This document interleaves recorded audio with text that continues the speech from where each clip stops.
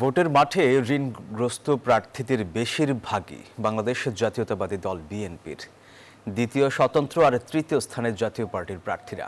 এরপর যথাক্রমে রয়েছে বাংলাদেশের কমিউনিস্ট পার্টি ও জামায়াত ইসলামী। বৃহস্পতিবার প্রার্থীদের ইশতেহার নিয়ে এক সংবাদ সম্মেলনে এসব তথ্য তুলে ধরেছে ট্রান্সপারেন্সি ইন্টারন্যাশনাল বাংলাদেশ। টিআইবি বলছে, বিএনপির ৫৯, স্বতন্ত্র ৩২, জাপা ২৬, সিপিবির ২৫ আর জামায়াতের ২২% বেশি প্রার্থী ঋণগ্রস্ত।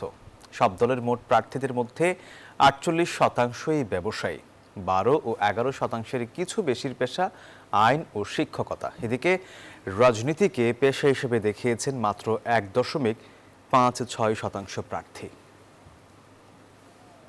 রাজনীতিতে ব্যবসা বা অর্থ যে মূল উপজি, সেটারই প্রতিফলন হচ্ছে এই চিত্র।